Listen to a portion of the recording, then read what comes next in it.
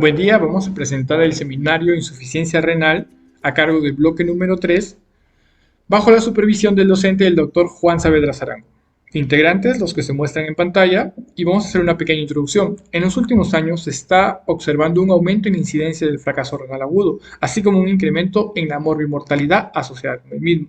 Estudios recientes revelan que el fracaso renal agudo es un factor de riesgo mayor para el desarrollo de complicaciones no renales y que contribuye de manera independiente a la mortalidad del paciente. De momento, nuevas clasificaciones funcionales como Rifle, Akin y Cinética avanzan para establecer una definición consensuada, pero en la práctica continuamos basándonos en el descenso del filtrado glomerular y o en la elevación de productos nitrogenados. La existencia de esta concentración elevada de productos nitrogenados y o la disminución de la diuresis nos obliga a iniciar un proceso deductivo que nos permitirá conocer el tipo de insuficiencia renal y averiguar su etiología. Objetivos. Hemos planteado 3 objetivos. Conocer los mecanismos fisiopatológicos según la localización del daño, prerrenal, renal y postrenal, que están implicados en el desarrollo de insuficiencia renal aguda. El segundo, identificar las complicaciones de la insuficiencia renal aguda. El tercero, conocer el manejo terapéutico con fármacos, tratamiento de soporte y sus complicaciones. El marco teórico. Vamos a definir qué es insuficiencia. La insuficiencia es la escasez o falta de cantidad que se necesita de una cosa. Adecuándolo a la parte médica, es la incapacidad de un órgano para realizar adecuadamente sus funciones.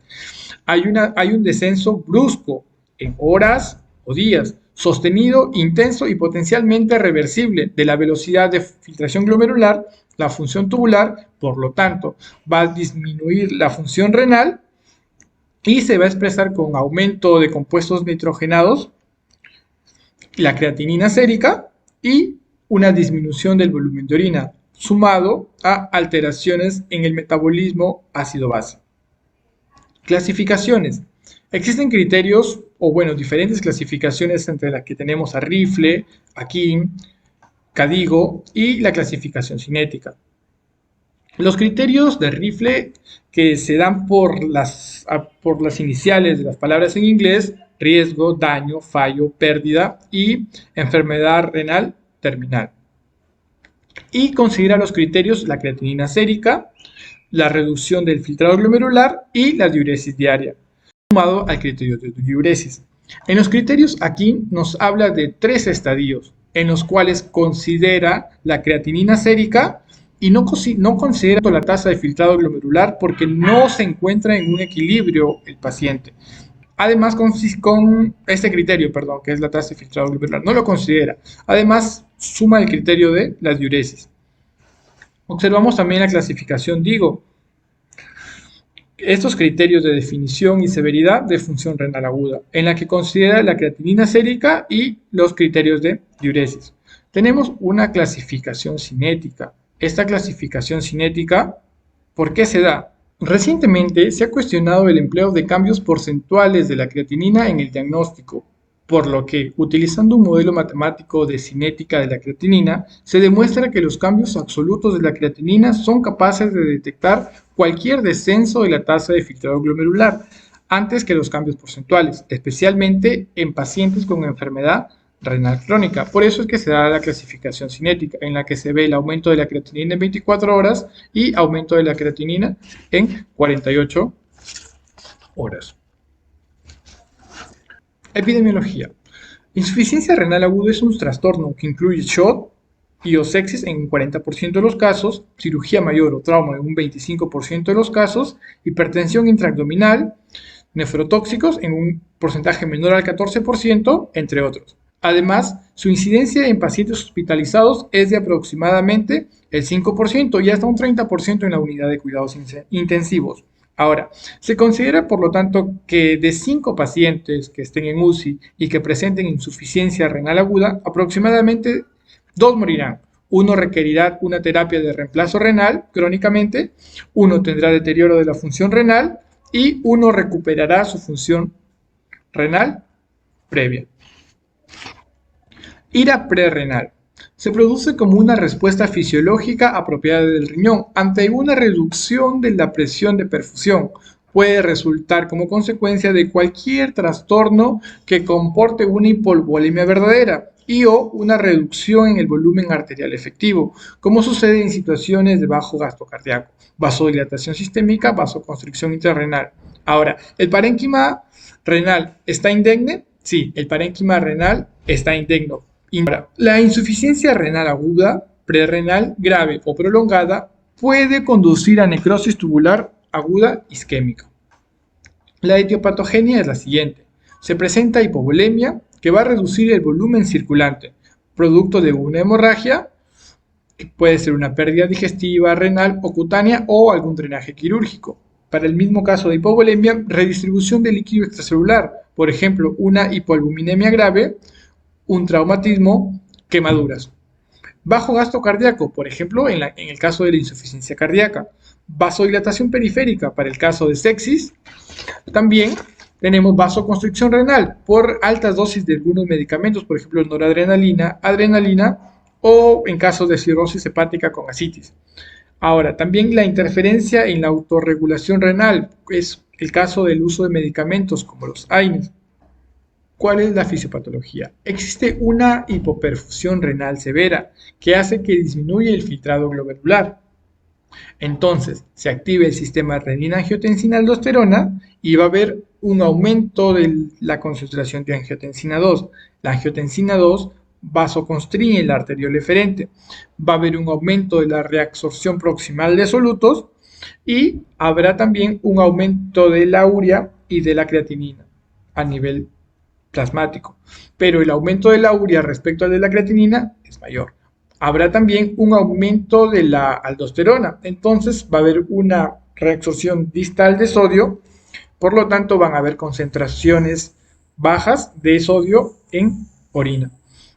También habrá un aumento de la hormona antidiurética, va a retener agua libre a nivel del túbulo colector y el bajo volumen de diuresis, oliguria y una orina concentrada y muy rica en urea. ¿Cuáles son las manifestaciones clínicas de la insuficiencia renal aguda prerrenal? ¿Cuándo se sospecha? Se sospecha en cualquier paciente que presente elevación de los productos nitrogenados en sangre y clínica de hipovolemia, ya sea real o por bajo volumen efectivo. También taquicardia, sed, hipotensión ortostática, reducción de la presión venosa yugular, reducción de la diuresis. Insuficiencia renal aguda intrínseca. Se refiere principalmente a la afectación de las estructuras que conforman el parénquima renal. Por este motivo también se le conoce como insuficiencia renal aguda parenquimatosa. Afecta pues a los glomérulos, a los túbulos, al intersticio, a las estructuras vasculares circundantes al nefrón. En la etiología tenemos tres causas, siendo la principal causa, que se encuentra en una proporción de 90%, la afectación tubular e intersticial. La afectación glomerular en un 5%, podemos encontrar glomerulonefritis primarias y glomerulonefritis secundarias. Cuando dice secundarias, pues serían secundarias a enfermedades autoinmunitarias principalmente. Y la afectación tubular intersticial encontramos necrosis tubular aguda en una proporción de 90% y la nefritis tubulointersticial en un 10%.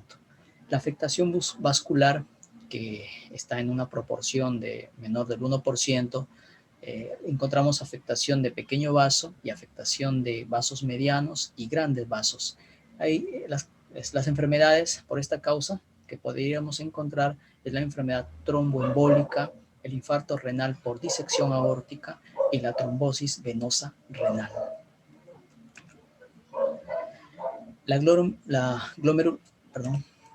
glomerulonefritis, que puede ser primaria o secundaria, en las primarias las causas principales es la glomerulonefritis post-estreptocócica o también llamada, y también la rápidamente progresiva. Y en las secundarias a enfermedades autoinmunitarias encontramos el lupus eritematoso sistémico, la púrpura de Enoch-Schöllein, la glomerulonefritis mesangial provocada por la inmunoglobulina A o la acumulación de esta inmunoglobulina que produce inflamación local, la glomerulonefritis membrano-proliferativa y la glomerulonefritis membranosa.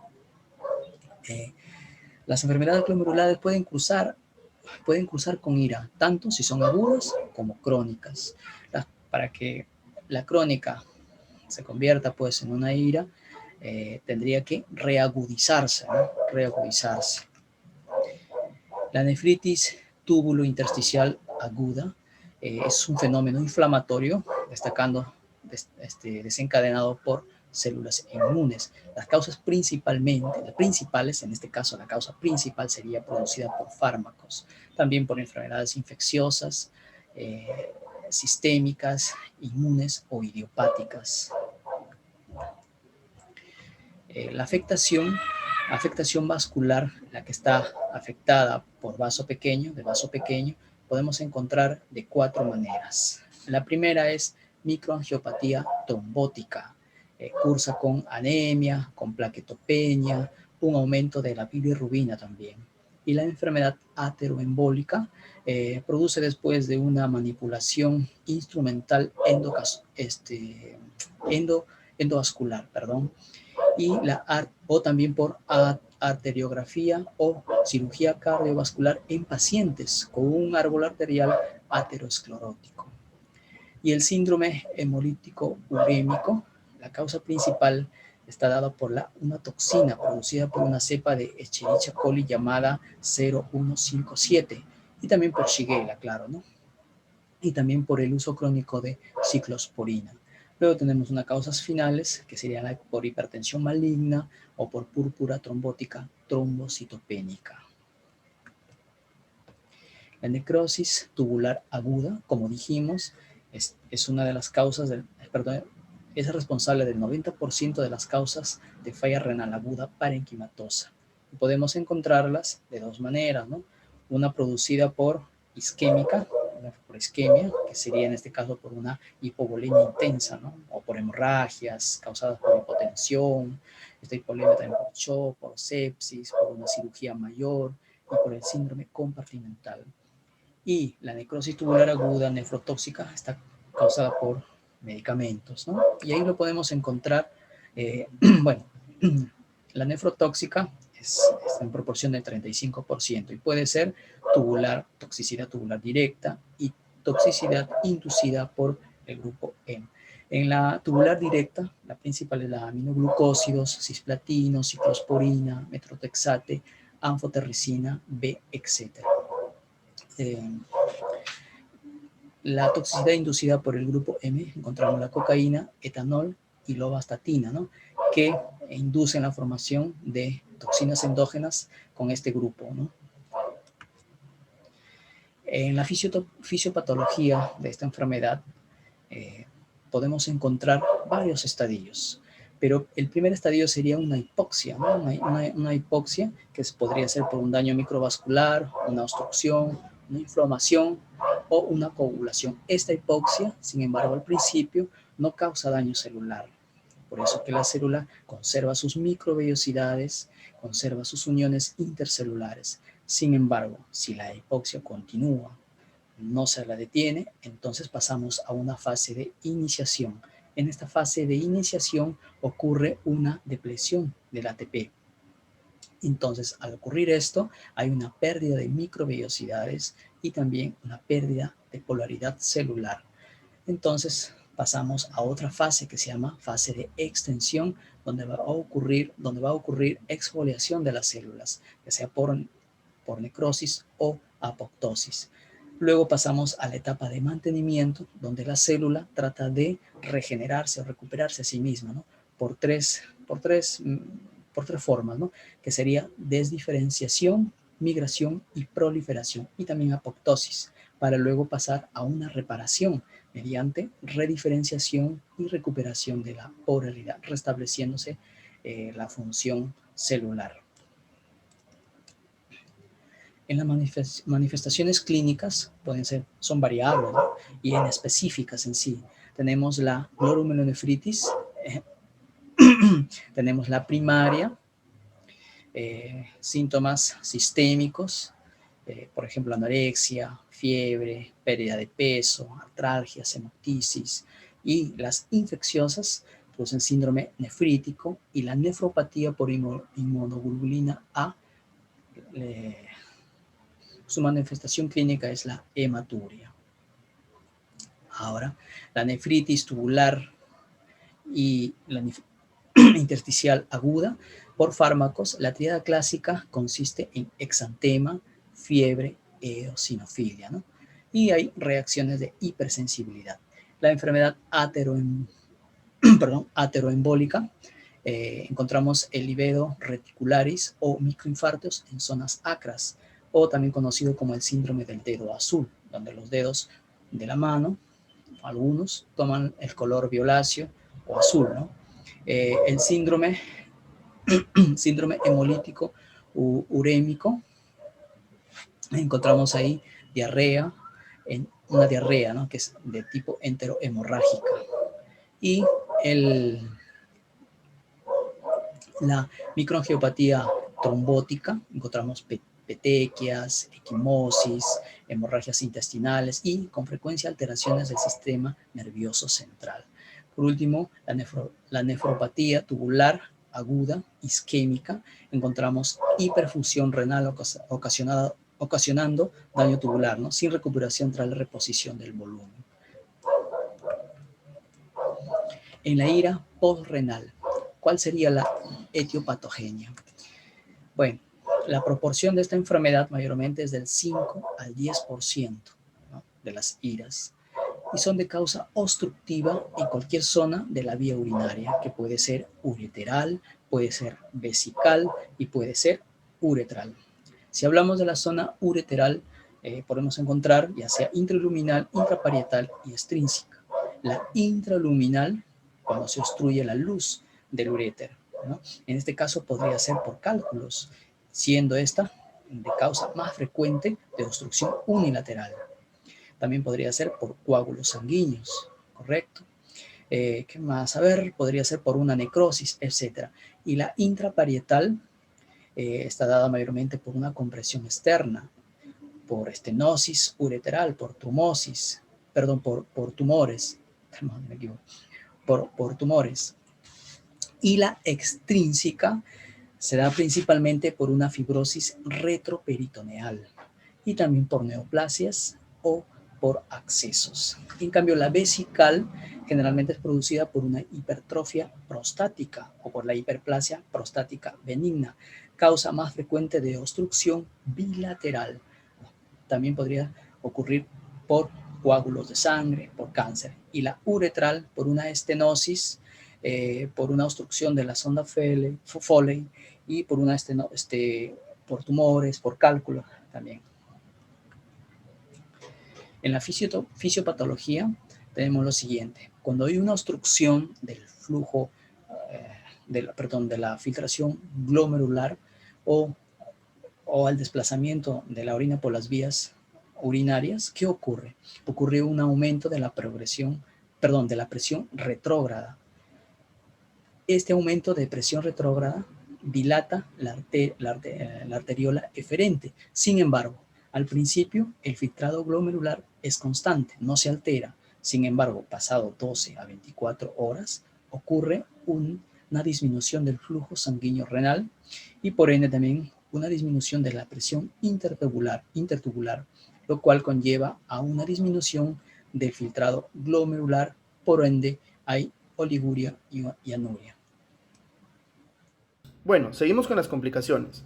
La ira implica la pérdida de la capacidad de los riñones para poder eliminar sodio, potasio, agua y también mantener la homeostasis de los cationes divalentes y del equilibrio ácido-básico, y al eliminar estos productos de desecho del metabolismo.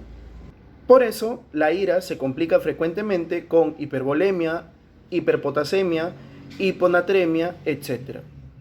En general, la gravedad de estas manifestaciones estaría dada por el grado de la lesión renal, pero también por la situación catabólica que tenga el paciente. En ira no ligúrica, también no catabólica, la creatinina plasmática aumenta a una media de 0,5 a 1 miligramo por decilitro por día.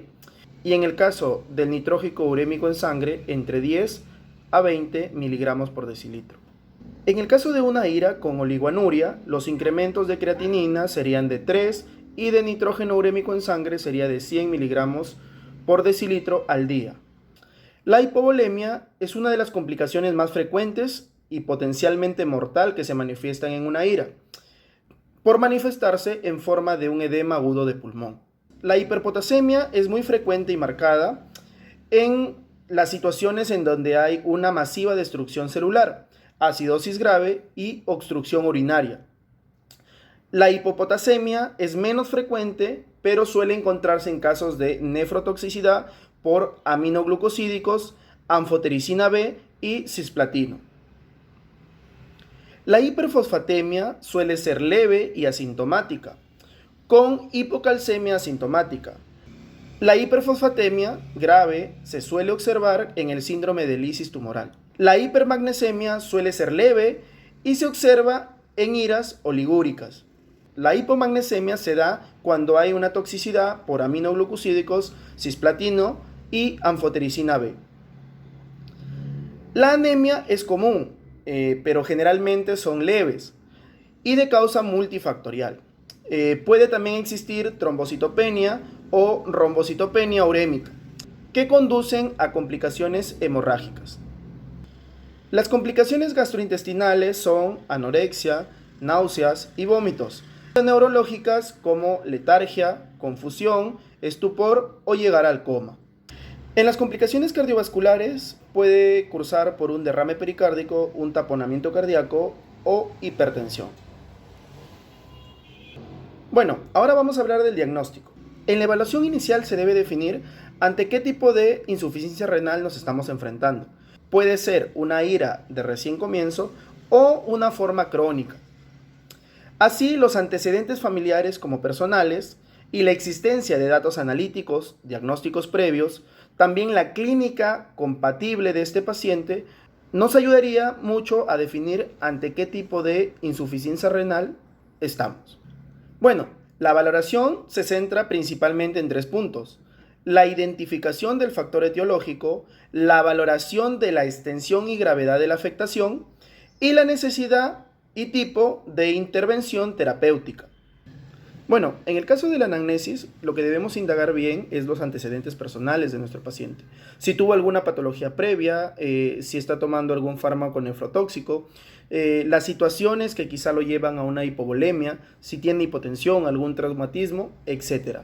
Bueno, también podríamos detectar signos de uremia grave, cuando hay astenia, letargia, vómitos, anorexia, una respiración acidótica, etc. Es importante también conocer el volumen de orina que elimina y también la ingesta diaria de líquidos. Con esto podremos saber si el paciente está en una anuria o tiene una diuresis normal.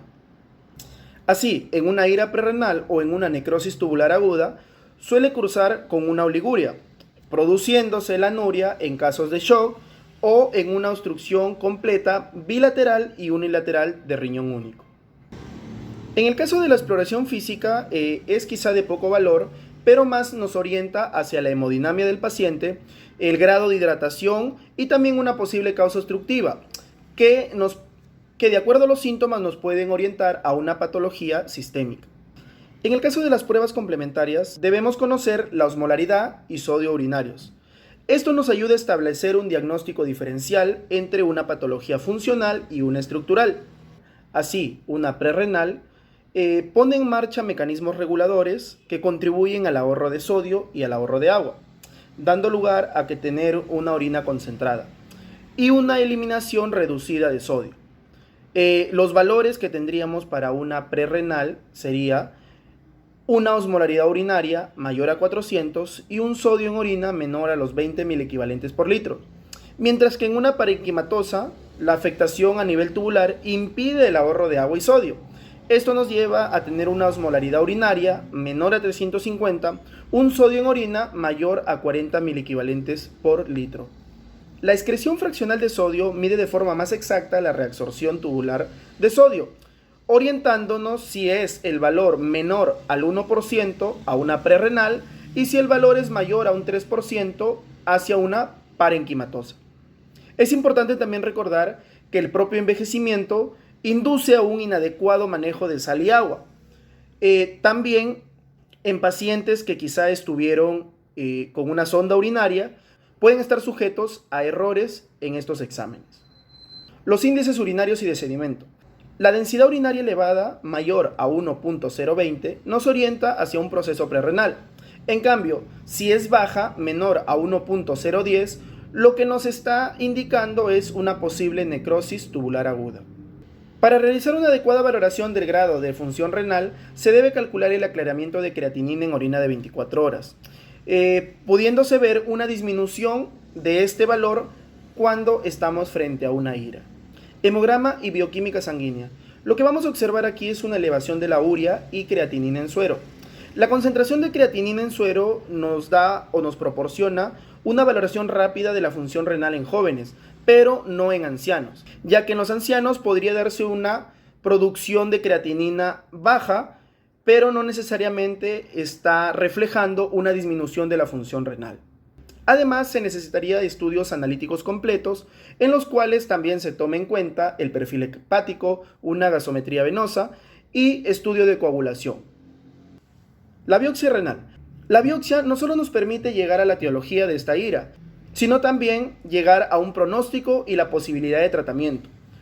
Ahora, su realización en ancianos es actualmente escasa, ya que su realización en ancianos es actualmente escasa, porque el diagnóstico anatomopatológico muchas veces no coincide con el diagnóstico clínico. Bueno, las indicaciones para una biopsia se dan cuando hay ausencia de diagnóstico etiológico, la necrosis tubular aguda no se resuelve en 3 semanas de evolución o hay una sospecha de glomerulonefritis rápidamente progresiva. También si hay manifestaciones extrarrenales con enfermedad sistémica y afectación renal, y también dudas de diagnóstico diferencial entre una insuficiencia renal aguda y una insuficiencia renal crónica. Bien, con respecto a los biomarcadores nuevos, como los criterios diagnósticos de la insuficiencia renal aguda se basan en la creatinina y en la diuresis, eso puede ocasionar que el diagnóstico sea tardío. Por lo tanto, se han hecho estudios sobre los biomarcadores de lesión renal de quienes se tienen indicios que se elevan antes del deterioro funcional del riñón. Sin embargo, al tener limitaciones, su uso aún no es extendido en toda la clínica. Los más estudiados son la lipocalina asociada a la gelatinasa de los neutrófilos, tanto urinaria, la cual es producida por los túbulos distales y colectores, como la plasmática, la cual es filtrada por el glomérulo y reabsorbida por el túbulo proximal. Ahora, esta, ante una isquemia o ante una agresión tóxica de las células epiteliales de los túbulos renales, aumenta 24 horas antes de la creatinina en suero, es decir, se incrementa de 1 a 2 horas posterior a la lesión, siendo útil ante situaciones como la cirugía cardíaca como predictor precoz en pacientes antes del proceso quirúrgico o como factor pronóstico en el retraso funcional del trasplante. ¿Eso qué quiere decir? La necesidad que tiene el paciente de diálisis después de la primera semana de intervención. Además, cuando también es útil ante una nefropatía por un nefrotóxico. Ahora, dentro de sus limitaciones es que se expresa en muchos tejidos, por lo tanto puede condicionar el diagnóstico de trastornos renales crónicos. Otro es la interleucina 18 urinaria, que es una citoquina inflamatoria que procede de las células epiteliales del túbulo proximal, que tiene como ventaja que no se ve afectada ante procesos infecciosos urinarios, trastornos crónicos o anemia renal, pero sí ante procesos inflamatorios o autoinmunes. Se incrementa de 4 a 6 horas posterior a la lesión. Luego está el KIN1, que es una molécula de lesión renal, la cual se expresa ante la lesión isquémica o neurotóxica de las células también del túbulo proximal, contribuyendo a la regeneración tubular. Este tiene un factor pronóstico independiente de la función renal, aunque todavía está en estudios. Luego sigue la cistatina C, que es una proteína de bajo peso molecular, la cual se reabsorbe y se cataliza en el túbulo proximal y es considerado un buen marcador por ser constante, estable, no unirse a otras proteínas plasmáticas y además ser independiente de la masa muscular y de la dieta del paciente. A pesar de no tener un punto de corte claro en todos los estudios, se considera que una concentración menor a 0.8 miligramos por decilitro tiene una menor probabilidad de desarrollar la insuficiencia renal aguda. Otra es la proteína de unión a ácidos grasos de tipo hepático. También se considera un buen factor pronóstico en el caso de trasplantes y esta se incrementa 4 horas después de la lesión. También están los marcadores de detección del ciclo celular, como el TIN1. Ahora, todos estos biomarcadores que se han mencionado, según estudios, apuntan a un mayor beneficio a cierto tipo de pacientes, aquellos que tienen una IRA establecida y aquellos que tienen un riesgo elevado. Por ejemplo, los resultados de los marcadores urinarios de la interleucina 18 y el KIN1 son buenos en algunos de los estudios ante una evaluación diagnóstica de la IRA, pero ya establecida. La cistatina C y la interleucina 18 son los mejores en mostrar su rendimiento ante un diagnóstico precoz. Y la interleucina 18 y el KIN1 son predictores de mortalidad tras la instalación de la insuficiencia renal aguda. Por lo tanto, se ha hecho su clasificación dependiendo de estos biomarcadores, donde nos muestran en la siguiente tabla, según la integridad del riñón. La integridad del riñón, si está normal, ambos biomarcadores pues se van a presentar normales.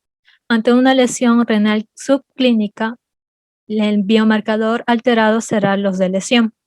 Ante una insuficiencia renal prerrenal, los biomarcadores de función van a ser los que estarán alterados. Y en el caso de una lesión y pérdida de funciones ya establecidas en el riñón, ambos biomarcadores, tanto de lesión como de función, van a estar alterados.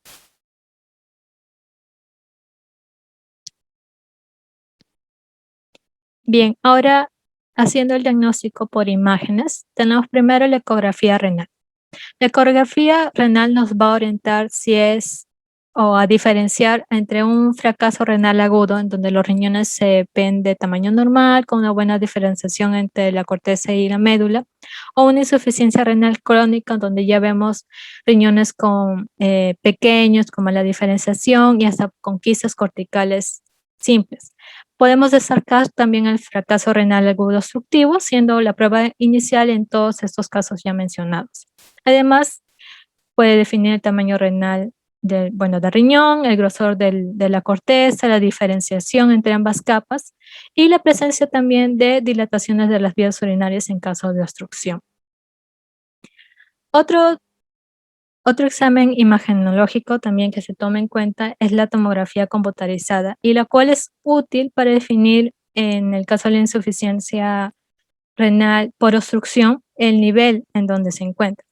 Cuando se sospecha también de afecciones de grandes vasos, se utiliza una ecodoppler para dar con el diagnóstico. Ahora, en el algoritmo diagnóstico, la clínica aquí es fundamental. Por lo tanto, lo que debemos preguntarnos son, primero, ¿la IRA en el riñón se establece en un riñón normal o sobre una enfermedad renal crónica preexistente o que ya existe? Debemos preguntarnos también si puede existir una obstrucción en la vía urinaria o puede ser por una oclusión del vaso grande o por una enfermedad parenquimatosa renal.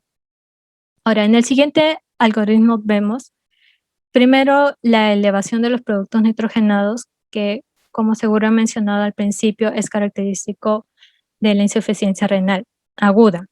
Por lo tanto, si vemos que es menor a 0,3 miligramos por decilitro o la creatina ya está previamente alterada, los riñones se ven pequeños, y hemos mencionado eso es señal de una enfermedad renal crónica. Pero si vemos una diferencia de la creatinina basal aumentada a un 0.3 miligramos por decilitro o mayor en un 50%, pensaremos en una insuficiencia renal aguda. Ahora debemos hacernos las preguntas que ya antes mencioné, si es prerrenal y si es obstructivo. En casos que sea obstructivo, podemos hacer una ecografía.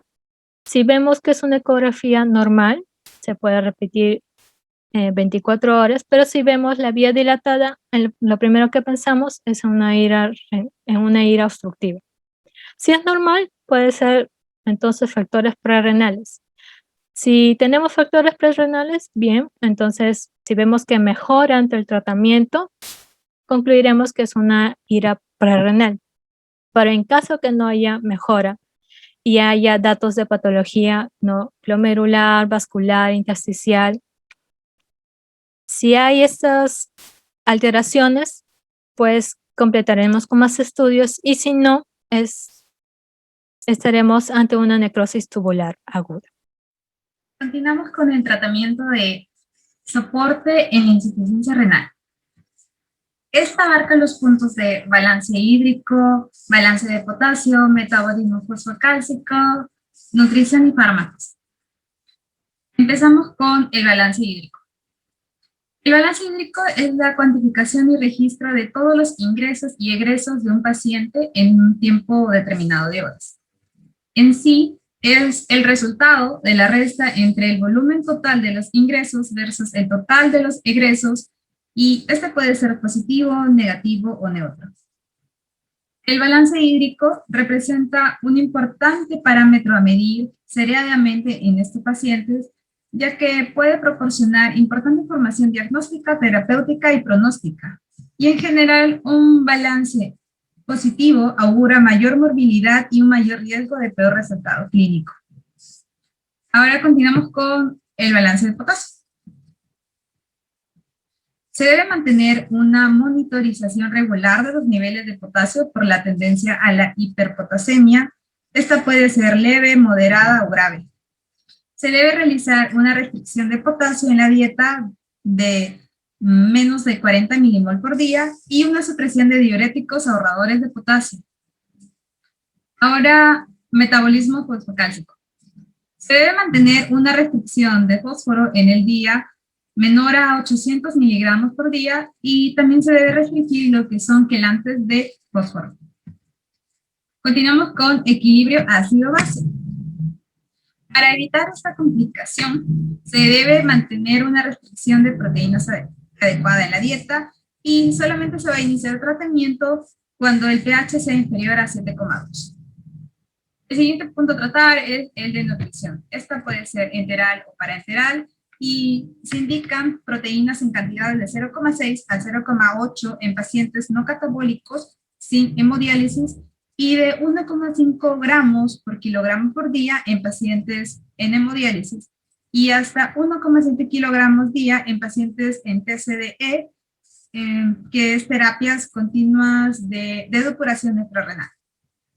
Además debemos suministrar una cantidad de 20 a 30 kilocalorías kilogramo por día según catabolismo del paciente y mantener un balance de nitrogenado neutro o ligeramente positivo. Ahora, los fármacos. Bueno, se debe evitar fármacos neprotóxicos, se debe ajustar la dosis de fármacos según la función renal o el TCR. El siguiente punto a tratar ahora es el tratamiento de las complicaciones metabólicas. Dentro de ellas tenemos la hipervolemia. Para esta complicación debemos mantener la restricción de líquidos y una sal menor a 25 miliequivalentes por día, y es recomendable el reposo con elevación de las extremidades inferiores para así aumentar el retorno venoso, minimizando la éstasis. Además, usaremos diuréticos, ya que inducen a la natriuresis y diuresis, y entre ellos tenemos la furosemida, la toracimida y la bumetanida. Continuamos con hiperpotasemia. Se indica tratamiento médico estándar según la gravedad. Si es una hiperpotasemia leve, que sucede cuando el potasio está entre 5,5 a 6,5 milicovalentes por litro, se indicará restricción de potasio en la dieta. Si hay una hiperpotasemia moderada, que es cuando existe un potasio de 6,5 a 7,5 milicovalentes por litro, se va a administrar suero glucosado con insulina. Y en una hiperpotasemia grave, cuando existe un potasio mayor a 7,5 milicovalentes por litro, el glucobionato de calcio es el tratamiento por elección. Continuamos con acidosis metabólica. Se indicará bicarbonato de sodio cuando la cifra de bicarbonato en plasma sea menor a 15 milimol por litro. Si no hay respuesta y el pH es menor a 7,2, realizaremos hemodiálisis. Lo siguiente es hiperfosfatemia. La hiperfosfatemia aguda se trata forzando la diuresis con sobrasalino al 0,9% de 3 a 6 litros por día. O usaremos acetosalamida, 15 miligramos por kilogramo de 3 a 4 horas, ya que favorece la extracción urinaria de fósforo. Y en hiperfosfatemia crónica e insuficiencia renal se trata con restricción de fósforo de la dieta y administración de catores orales de fósforo. Continuamos con hipocalcemia. Solo se efectúa tratamiento si es grave o sintomática. Por ejemplo, en casos como rhabdomiólisis, pancreatitis, posinfusión de bicarbonato. El siguiente punto es hipermagnesemia. Si la hipermagnesemia tiene sintomatología muscular o cardíaca, el tratamiento inmediato es administración de gluconato de calcio. Además, se recomienda evitar el uso de antiácidos quelantes con magnesio. Ahora, la hiperuricemia. Debe mencionarse que la aparición del síndrome urémico es un hecho de mal pronóstico. Solo se trata si es grave. Esto es cuando es mayor a 15 miligramos por decilitro o asociado al síndrome de lisis tumoral. Usar inhibidores de xantina, oxidasa, uricasa recombinada o diálisis. Ahora, anemia. Usaremos agentes de estimulación de eritropoyesis asociados con ferroterapia adecuada. Y la ferritina no debe sobrepasar los 15 nanogramos por mililitro y debe tener una saturación de transferrina en un 30%. Disfunción plaquetaria. El tratamiento se indica en pacientes con sangrado activo y en aquellos que van a ser sometidos a procedimientos quirúrgicos. Las medidas son corregir la anemia de forma aguda con transfusiones de sangre o de forma crónica con eritropoyetina o infundir crioprecipitados. Para las alteraciones de la mucosa, el tratamiento es con antihistamínicos tipo 2 o inhibidores de hidrogenonas. Ahora hablaremos del tratamiento sustitutivo, que tiene por objetivos evitar complicaciones como bulimia, complicaciones electrolíticas y uremia, que son normales en una ira. Ahora, las modalidades son hemodiálisis intermitente. Esta utiliza difusión para el aclaramiento de solutos y ultrafiltración para la eliminación de la bulimia. Se realiza una sesión cada 48 horas con una depuración de urea mínimo de 1,3 por sesión. La ventaja es la eliminación rápida de solutos y volumen con un costo y una complejidad y unos requerimientos de anticoagulación relativamente pequeños. La desventaja es que existe el riesgo de hipotensión y dado que existe el movimiento rápido de solutos al espacio extravascular, puede producir edema cerebral. La siguiente terapia es terapias continuas de depuración extrarrenal, TCDE. Las TCDE incluyen una serie de modalidades que utilizan ultrafiltración, convección, difusión o ambas, además de la absorción. Estas terapias solo duran 24 horas. La ventaja es que permiten mayor estabilidad hemodinámica y tienen como desventaja la prolongada anticoagulación con heparina y el costo elevado de los líquidos utilizados. Por último, la diálisis peritoneal. No suele utilizarse en insuficiencia renal aguda en países con recursos sanitarios elevados, ya que conlleva riesgo aumentado de peritonitis y de otras complicaciones. La diálisis ofrece un aclaramiento de solutos escaso en pacientes catabólicos y reduce la función respiratoria al limitar la excursión diafragmática.